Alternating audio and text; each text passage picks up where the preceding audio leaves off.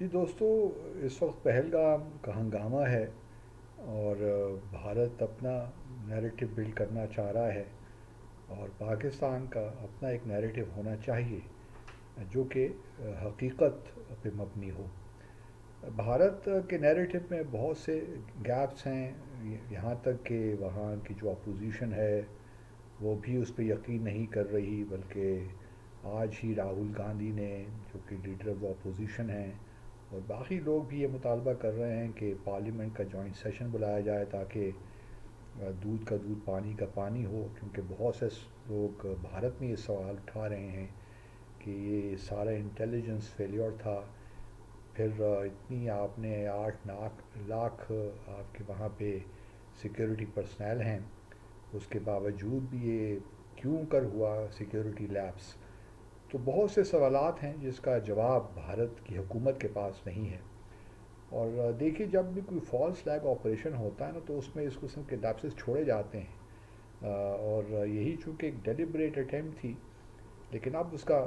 جو ہے جواب تو دینا پڑے گا، کیونکہ بھارت جو ہے اس کی حکومت بی جے پی کی، وہ اس وقت لگتا ہے کہ بوکھلا سی گئی ہے۔ لیکن جہاں تک بھارت کا گودی میڈیا ہے،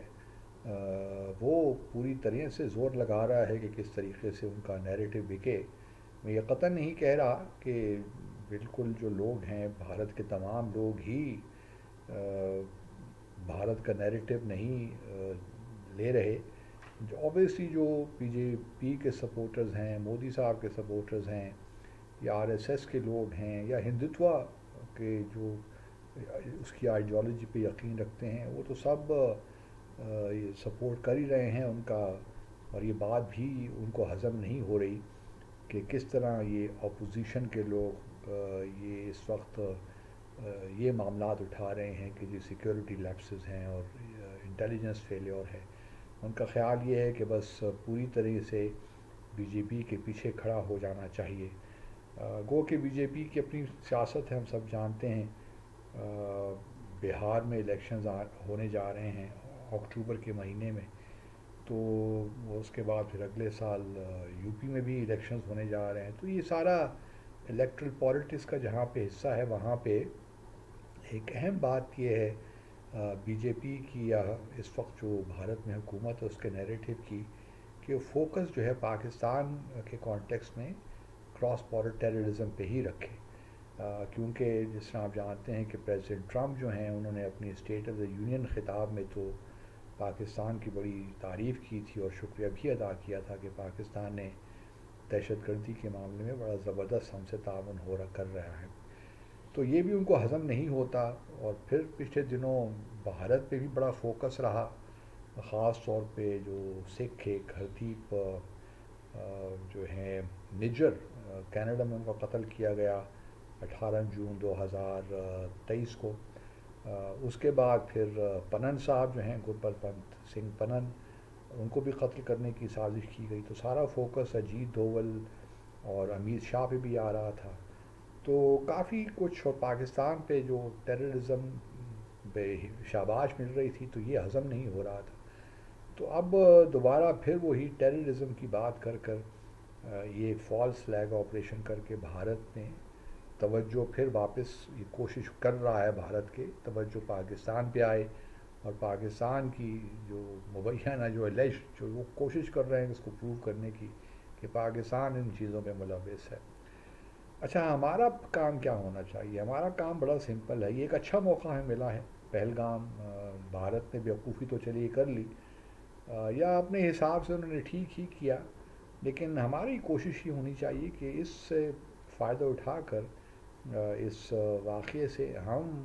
جو ہیں وہ کشمیر پہ فوکس واپس لے کر آئیں۔ ہمارا نیریٹو کا جو بنیادی ٹاکنگ پوائنٹ ہونا چاہیے وہ یہی ہونا چاہیے کہ پہلگام کے واقعے نے ثابت کر دیا ہے کہ جموں اور کشمیری اصل تنازع ہے پاکستان اور بھارت کے درمیان، اور جب تک یہ تنازع حل نہیں ہوتا کشمیریوں کی امنگوں کے مطابق، اس وقت تک جنوبی ایشیا میں پائیدار امن نہیں آ سکتا۔ اتنی سی بات ہے۔ اگر ہم اس پہ فوکس کرنا بھی شروع کر دیں تو جموں اور کشمیر کے جو معاملات ہیں وہ بھی سامنے آئیں گے اور ایک ہمارا اچھا مثبت نیریٹو بلڈ ہوگا، کیونکہ اس میں یہ بھی بات انہرنٹ ہے کہ ہم پاکستانی امن چاہتے ہیں، ہم ایک پائیدار امن کی بات کر رہے ہیں۔ جنوبی ایشیا میں جو بے شمار مواقع ہیں تعاون کے، خاص طور پہ معاشی اقتصادی میدان پہ، ان کو ہم ریئلائز کر سکتے ہیں اپنی اسپریشنز کو، اگر یہاں پہ خطے میں تعاون ہو۔ تو ہمیں یہ کشمیر کو واپس فوکس پہ لے کر آنا ہے۔ گو کہ بھارت کی کوشش تو یہ ہے نا کہ کشمیر کی جد و جہد کو دہشت گردی کے طور پہ پیش کرے، لیکن ہماری کوشش یہ ہونی چاہیے کہ یہ جو پہلگام کا واقعہ ہے اس سے بالکل ظاہر ہی ہوتا ہے، اور یہ انڈینائبل فیکٹ ہے کہ جموں اور کشمیر ہی اصل ایشو ہے پاکستان اور بھارت کے درمیان، اور جب تک یہ حل نہیں ہوتا اس وقت تک ممکن ہی نہیں ہے کہ اس خطے میں پائیدار امن آ سکے۔ تو میں یہی مشورہ دوں گا تمام اپنے میڈیا ہاؤسز کو، اپنے یوٹیوبرز جو ہیں پاکستان میں ہیں، یا گورنمنٹ کو بھی فار دیٹ میٹر، کہ وہ اس پہ کام کریں رادر دین کہ ہم پہلگام کے واقعے کے، وہ بھی ٹھیک ہے، وہ بھی ہمارے نیریٹو کا حصہ ہونا چاہیے، ہمیں بھارت کو ضرور ایکسپوز کرنا چاہیے، لیکن یہ اچھا موقع ہے کہ ہم کشمیر کو دوبارہ دنیا کے سامنے لے کر لائیں، دنیا کے سامنے لائیں اور ان کو بتائیں کہ جموں اور کشمیر نے کس حد تک ڈیمیج کیا ہے اس خطے کو۔ ہم پہلے جنگیں بھی لڑ چکے ہیں، اور اگر یہ معاملہ حل نہ ہوا تو پھر اس خطے میں پائیدار امن کی کوئی گنجائش ہی نہیں ہے، اور پھر چونکہ دونوں ممالک نیوکلیر ویپنز اسٹیٹ ہیں، اس لیے یہ ذمہ داری دنیا کی بھی بنتی ہے کہ وہ پاکستان اور بھارت کو